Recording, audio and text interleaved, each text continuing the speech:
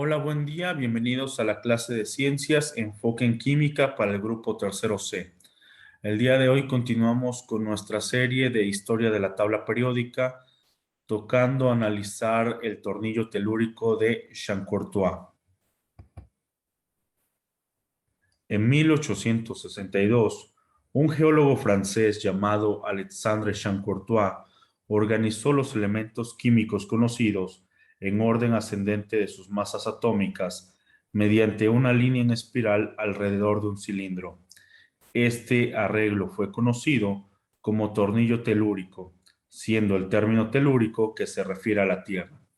Y como nosotros podemos ver en esta imagen, a la izquierda de ella se encuentra el geólogo Alexandre Champ-Courtois. A la derecha, su contribución a lo que viene siendo la química y lo que lo llevó a formar parte de la historia, que es la creación del tornillo telúrico que lleva su nombre, el tornillo telúrico de Champ-Courtois. ¿Qué fue lo que hizo exactamente? Lo que hizo fue tomar los elementos existentes en ese momento y ordenarlos de forma creciente de acuerdo a sus masas atómicas dentro de un cilindro en espiral. A este cilindro, por contener la forma de una espiral, esta forma se asemeja a un tornillo y por eso es que se llama tornillo telúrico. Champ-Courtois se basó en el peso atómico del elemento químico oxígeno, en ese momento ya establecido en 16. Así, utilizó un cilindro, lo dividió en 16 segmentos iguales y marcó una hélice en la superficie de este cilindro, formando un ángulo entre él y su eje de 45 grados. En esta hélice dispuso los elementos químicos en orden ascendente de peso atómico. Entonces se dio cuenta de que la hélice atravesaba las generatrices a distancias cuyos valores eran múltiplos de 16 y los elementos donde los pesos atómicos diferían en 16 unidades caían en la misma generatriz. También observó que el grupo de elementos de cada generatriz tenía similitudes en sus propiedades, al menos con las comunes y conocidas en ese momento.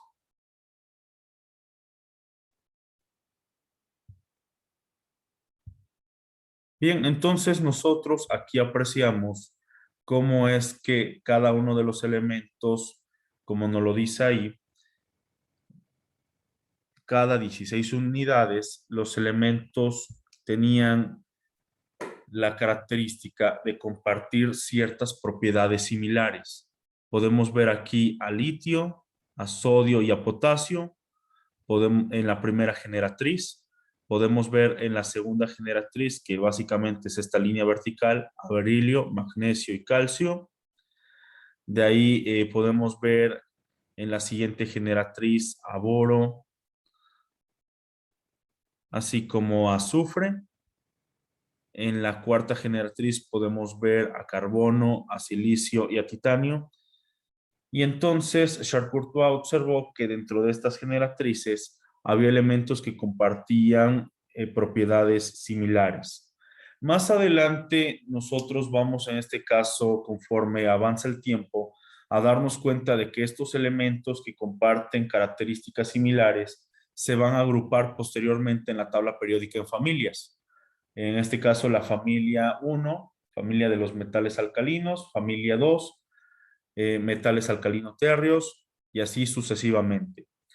En este caso, el problema al cual se enfrenta Champ-Courtois es que dentro de estas generatrices hay elementos que no comparten las características de los demás. Por ejemplo, la primera generatriz, en ella sí se cumple que estos tres elementos comparten características similares. Por ejemplo, litio, sodio y potasio, los tres elementos, hoy en día sabemos que pertenecen a la familia 1, metales alcalinos. En la segunda generatriz, berilio, magnesio, calcio, hoy también sabemos que comparten características similares. Pertenecen a la familia, en este caso, a la familia 2 de la tabla periódica, los metales alcalino-térreos. Y ya es aquí en la cuarta generatriz donde difiere un poco carbono, silicio y titanio. En este caso, titanio no comparte las mismas características que carbono. Carbono es un no metal perteneciente hoy en día, sabemos, a la familia 14, y titanio es un metal perteneciente a lo que son los metales de transición, ubicándose en la parte central de la tabla periódica. Entonces, por irregularidades como esta, es que el tornillo telúrico es posteriormente descartado por la comunidad científica de esos momentos. Posteriormente a estos estudios realizados, se nos dice lo siguiente. Se hicieron 16 divisiones alrededor del cilindro y elementos con propiedades similares aparecieron uno encima del otro en vueltas consecutivas de la espiral. Chamcortua sugirió que sus propiedades estarían directamente relacionadas con la posición en la que ocupaban los elementos en la secuencia. Sin embargo, las regularidades encontradas por él no pudieron ser observadas para todos los elementos y la idea fue descartada. Bien, entonces esta última parte que se nos menciona hace hincapié en lo que nosotros acabamos de ver. Hay elementos en los cuales sí hay características, por ejemplo, aquí en esta generatriz donde está el flúor y donde está el cloro, ambos pertenecientes a la familia 17 halógenos, sí tienen características similares. Incluso hoy en día los encontramos, como acabo de decir, en la misma familia. Oxígeno y azufre también pertenecen a la misma familia, calcógenos. Ambos tienen características similares. Y lo mismo para nitrógeno y fósforo, que forman parte de la familia 15. Como tal, la gran mayoría de los elementos que en este caso ordena Chamcortua en su tornillo telúrico sí guardan características entre sí. Sin embargo, hay uno que otro que en este caso no guarda esas características. Ya citado el ejemplo del carbono respecto al titanio. Y reiteramos, es por ello que la comunidad científica de ese momento descarta la idea de Chamcortua. Sin embargo, este aporte retomado más tarde por Dmitri Mendeleev, a quien nosotros vamos a ver en posteriores sesiones y vamos a ver su gran aporte que hizo a la historia de la química y sobre todo a la historia de la creación de la tabla periódica.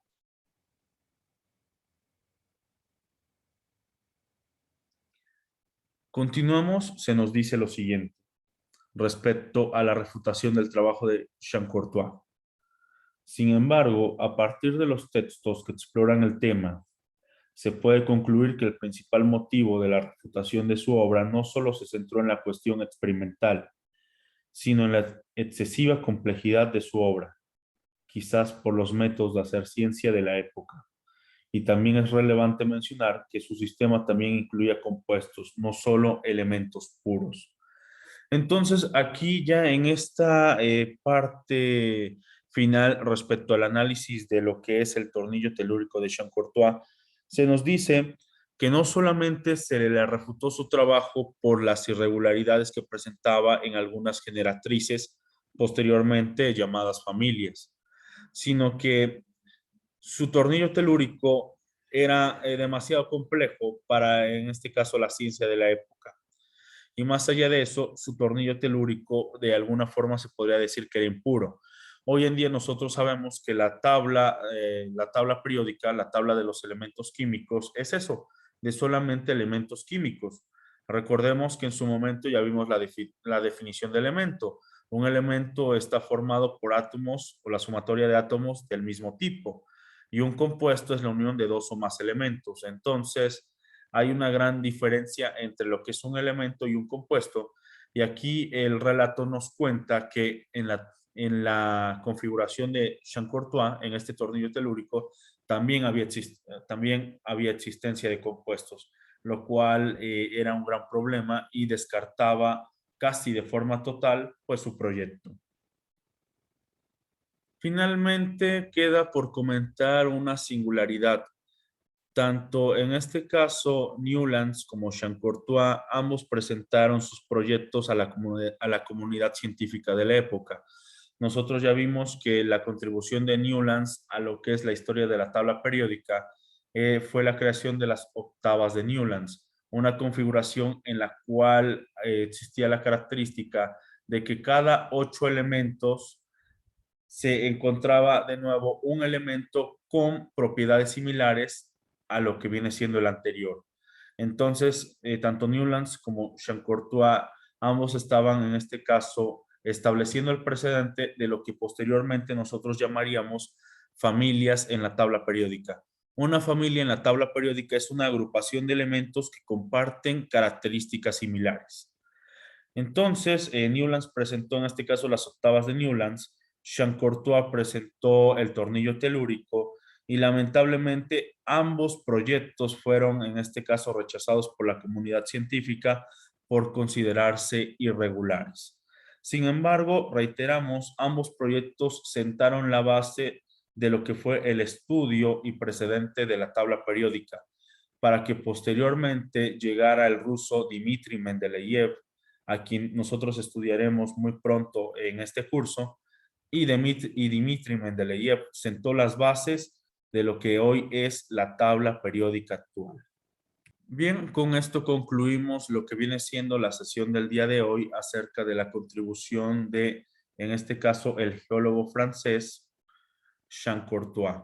Les agradezco su atención y nos vemos en la próxima clase para estudiar las contribuciones del ruso Dmitri Mendeleev.